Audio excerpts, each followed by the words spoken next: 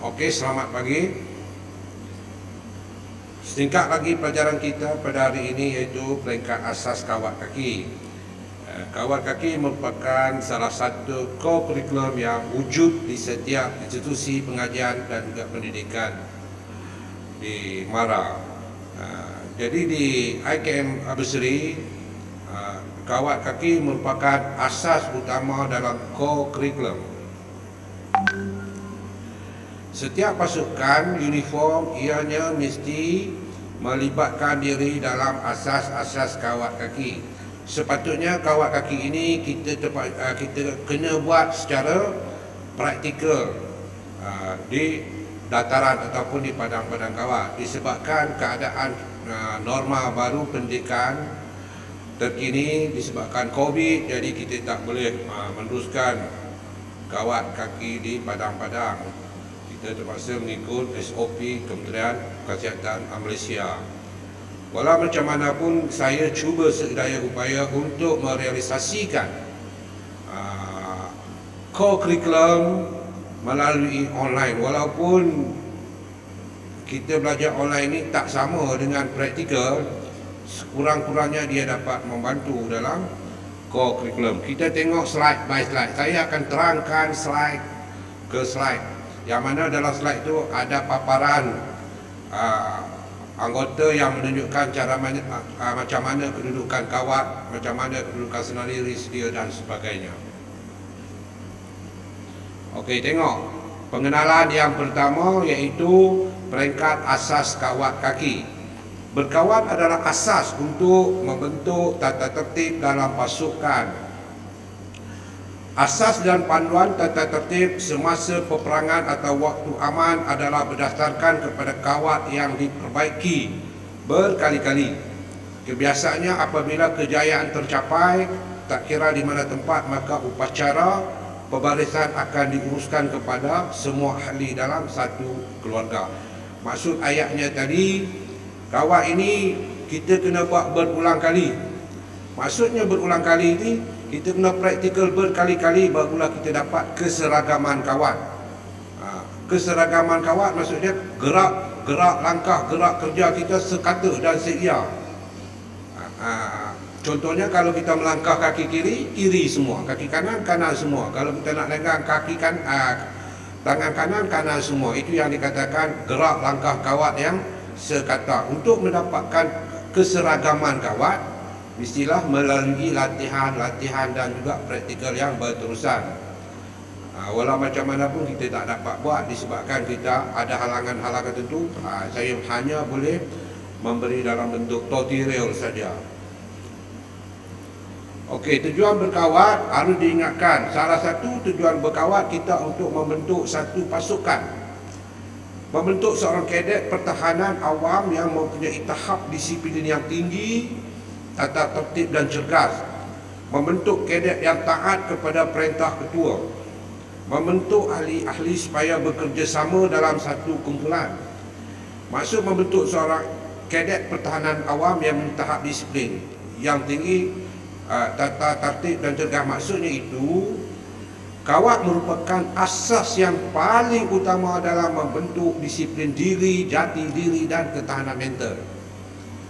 Kalau kita tidak ada ketahanan mental, disiplin diri, jati diri, kita tidak mampu untuk berkawat di tengah padang ataupun di tengah panas ataupun pembarisan yang mengambil masa yang begitu lama. Contohnya kalau kita buat pembarisan, dia melibatkan 1 jam, 2 jam, 3 jam. Pengalaman saya yang terdahulu, berjam-jam lah kalau kita nak berkawat. Kalau kita nak ambil pembarisan kawat ataupun kita kawalan diraja, kawalan kehormat dan sebagainya, ataupun kawat berirama, dia mengambil masa yang begitu lama. Latihan berbulan-bulan untuk latihan, cuma untuk pertunjukan tak kurang lebih kurang dalam 1 jam 2 jam saja. Yang kedua, membentuk kadet yang taat kepada perintah ketua. Harus diingatkan, bila kita dalam baris, yang boleh bercakap adalah leader ataupun leader squad, leader depan saja, manakala yang lain belakang tu diam saja. Dan seterusnya membentuk ahli-ahli supaya bekerjasama dalam satu kumpulan. Maksud membentuk ahli supaya bekerjasama dalam satu kumpulan. Kita boleh bekerja sama dalam satu kumpulan. Maksudnya tadi, kalau 10 orang, maka kita boleh bekerja sama dengan 10 orang. Tak ada yang memberontak dan sebagainya. Sebab itu kita untuk membentuk kerjasama ni, dia melalui latihan lah. Kita melalui campfire, melalui camping, melalui camp di hutan-hutan untuk membentuk jati diri dan kerjasama. Okey, seterusnya kita akan pergi ke second slide. Jenis-jenis kawat. Peringkat asas kawat kaki, kawat statik. Kawat statik maksudnya pergerakannya tidak bergerak. Dia hanya duduk setempat. Kawat statik ni dia hanya duduk setempat. Kiri pusing, kanan pusing, hentak kaki, tabik ke hadapan hormat. Itu dia kawat statik, tidak bergerak. Kawat dinamik ada pergerakan. Contohnya dia bergerak dari kiri cepat jalan, dari kanan cepat jalan, skot ke hadapan hormat, ke belakang hormat, ke kanan hormat, senang diri, skot sedia. Itu adalah bahasa-bahasa pemangkawat. Kawat dinamik dia bergerak. Kawat asas dan kawat formasi dan kawalan hormat. Kawat asas ni tidak melibatkan senjata lah. Tidak melibatkan senjata. Dia hanya kawat kosong. Manakala kawat formasi ni kawat pertunjukan. Contohnya kalau kita tengok dalam angkatan tentera, dia ada kawat formasi. Formasi ni kawat senyap tanpa arahan. Tapi dia ada kod-kod tertentu dalam huruf. Okey, contoh saya beri awak untuk kawat pergerak, mungkin kod dia 1 2 3 pusing kanan, 1 2 3 pusing kiri. Dia ada kod-kod, tapi tidak mendengar siapa-siapa yang boleh kumat. Dia boleh buat kawat formasi. Manakala kawalan hormat, ia merangkumi. Ada kawalan untuk kawalan hormat 72 orang dan juga separuh, ataupun kita panggil kawalan suku. Kawalan penuh 70 orang lah. Kalau kawalan suku 15. Kawalan hormat ni kita beri kepada tetamu-tetamu ataupun divdi kehormat yang datang daripada luar negara ataupun dalam negara. Contohnya raja-raja, menteri-menteri, kita ada kawalan hormat pada mereka. Kalau kawalan hormat ni hanya orang-orang yang tentu saja kita boleh buat kawalan kehormatan. Kalau tidak tak ada, hanya orang-orang yang tentu. Okey, seterusnya kawat statik. Yang mana saya sebut tadi, kawat statik iaitu sedia, senang diri. Sedia dari senang diri, rehatkan diri, berbaris dalam 3 barisan, ke kanan lurus, pandang depan, pusing kanan dan kiri, menghadap ke hadapan dan ke belakang. Okey, sedia dalam keadaan sedia. Bila kedudukan dalam keadaan sedia, kaki kita hendaklah rapat, tumit hendaklah rapat. Manakala di hujung kaki kita itu dalam keadaan sedikit terbuka. Dan tangan kiri dan tangan kanan kita hendaklah genggam dan rapat kepada peha. Itu kedudukan sedia.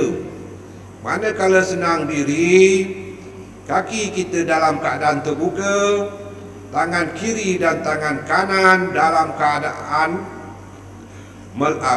melentang ke belakang, dan hendaklah kita mengangkat sedikit dada ke depan. Itu keadaan senang diri. Sedia dari senang diri, pergerakan sedia dari senang diri. Apa itu rehatkan diri, masih lagi dalam keadaan senang diri, cuma beza dia rehatkan diri, kita kendorkan sedikit dada kita dan kita rehatkan diri. Baris dalam 3 barisan. Ini berbaris dalam 3 barisan ni kita kena buat juga dekat padang, tapi dalam sini tak dapat nak tunjuklah. Ke kanan lurus, maksud dia pusing ke kanan. Pandang depan, maksud dia pandang ke depan. Pusing kanan, kita pusing ke kanan. Dan pusing ke kiri, kita pusing ke kiri. Menghadap ke depan dan ke belakang. Dan seterusnya, sedia. Bila kita kata sedia, tumit rapat sebaris. Hujung kaki dibuka 30 darjah. Badan ditegakkan dengan kedua bahu di bawah ke belakang. Tangan diluruskan ke bawah dengan kedua siku dirapatkan ke rusuk badan. Kedua tangan dirapatkan ke peha dan ibu jari diletakkan sedikit di belakang garisan jahitan seluar. Kepala ditegakkan di mana tengkok kena leher baju, mata memandang ke depan. Macam nampak macam sikit sombong lah begitu. Okey, ini adalah dua gambar yang berbeza. Satu, kita pandang daripada depan, kedudukan sedia. Tengok kedudukan sedia. Dia mendongak ke atas, tangan kiri, tangan kanan rapat ke peha. Manakala tumit bertemu tumit dan hujung kaki terbuka 30 degree. Itu kedudukan sedia. Kalau kita pandang daripada sisi kiri, tengok kedudukan tangan. Tangan dia rapat dan sebaris dengan jahitan seluar dan tegak ke hadapan, dan mata tegak pandang ke depan. Itu kedudukan sedia. Dua wajah, dua gambar yang berbeza. Senang diri peringkat asas. Kaki kanan dibiarkan pegul di atas bumi, kaki kiri diangkat, lutut dibengkokkan separas dengan peha. Kaki kiri dibawa ke sebelah kiri dan dihentak ke bumi. Jarak antara dua kaki ialah 12 inci. Pada masa yang sama, kedua-dua tangan dibawa ke belakang. Tapak tangan kanan diletakkan di atas tapak tangan kiri. Dengan ibu jari bersilang, kedua lengan lurus tunjuk ke arah bumi. Ini keadaan senang diri. Bila ini ada dua gambar, satu position menghadap ke hadapan, satu position menghadap ke belakang. Kalau tengok ke hadapan, tangan ke belakang, kakinya terbuka. Kalau tengok ke belakang pula, tengok tangannya bersilang. Sedia dan senarik. Kaki kiri diangkat, lutut dibengkok separas paha, hentak kaki di sebelah tumit kaki kanan. Pada masa yang sama, kedua-dua tangan dibawa dengan pantas dalam keadaan dalam kedudukan sedia. Contoh dia macam ni. Sedia dari senang diri. Dia senang diri, dia sedia, dia nak senang diri.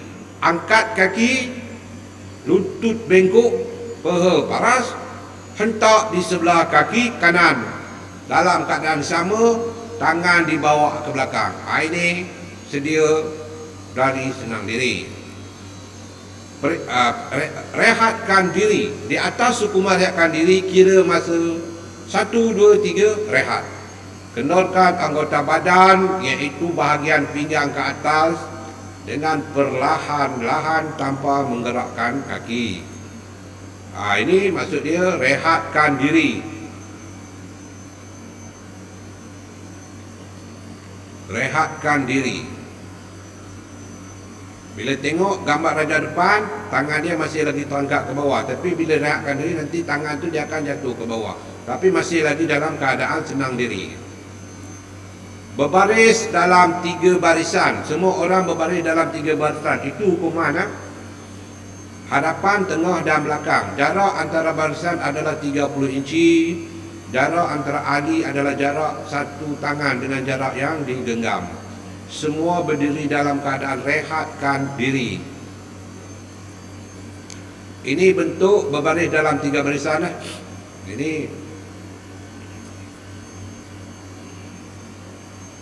Ini gambar berbaris dalam keadaan 3 barisan. Ke kanan lurus. Tangan kanan diangkat ke paras bahu dengan orang di sebelah kanan. Jari digenggam dengan bahagian belakang tangan ke atas. Pada masa yang sama, kepala dipusingkan memandang ke kanan. Kaki dihentak berturut-turut serta meluruskan barisan.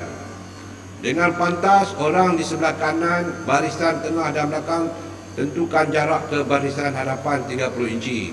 Dengan hukuman pandang depan, kepala dan muka dipusingkan dengan pantas ke hadapan. Tangan dijatuhkan ke tepi dan kembali ke kedudukan sedia. Sebenarnya Kalau kita tak buat praktikal memang tak dapat lah. Kalau kita tengok ni memang kita payah nak buat. Tapi kalau kita buat praktikal barulah kita nampak apa yang diterangkan ayat di sini. Walau macam mana kiranya ada masa, ada ruang, ada waktu dan ada keizinan, insya-Allah kita akan buat secara praktikal di dataran. Ini ke kanan lurus. Ini maksud tangan tu ke kanan lurus, kita mesti mengangkat tangan. Jarak antara satu tangan, maksudnya jarak antara satu tangan tu, ujung tangan kita mesti menyentuh bahu rakan kita di sebelah kita tu. Manakala mata kita nak luruskan barisan, mesti pandang pipi rakan kita yang di sebelah tu. Dalam waktu yang sama kita hentak kaki lah ke kanan lurus. Ke kanan lurus 2. Pusing kanan. Kaki kanan kiri dipusingkan 90 darjah dengan kedudukan tumit ditetapkan. Badan dan anggota berpusing ke kanan kiri. Kedudukan kedua belah tangan dirapatkan ke sisi. Kaki kiri kanan dibawa ke hadapan dengan lutut dibengkok separas paha. Hentak sebelah tumit kaki kiri kanan ke bumi. Ini pun payah juga. Kalau saya nak terang macam ni memang kita tak faham. Kalau ada masa kita akan buat live di ground padang kawat, ataupun mungkin pertemuan sesi akan datang. Saya akan panggil salah seorang untuk tunjuk ataupun untuk demo di depan. Ini pusing ke kanan ataupun pusing ke kiri. Pusing ke kanan, pusing ke kiri, bentuk lutut bengkok, paha paras, hentak padat. Pusing ke kanan dan pusing ke kiri, menghadap ke depan ataupun ke belakang. Kaki kanan kiri dipusing 180 darjah dengan kedudukan tumit ditetapkan. Badan dan anggota berpusing ke hadapan belakang. Kedudukan kedua belah tangan dirapatkan ke sisi. Kaki kiri kanan dibawa ke depan dengan lutut dibengkokkan separas paha. Hentak di sebelah tumit kaki kiri kanan ke bumi. Ini pun saya akan tunjukkan nanti, saya akan demokan di hadapan. Nanti saya panggil seorang kepada kamu lah. Ni kalau nak terang mungkin kamu tak faham juga ni, nak kena tunjuk demo juga ni. Ahmad, tengok bentuk pusing menghadap ke hadapan. Ini gambar dalam keadaan menghadap belakang pusing.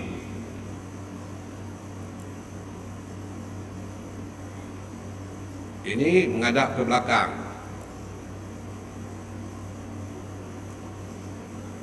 Akhir sekali, itu saja pelajaran kita hari ini.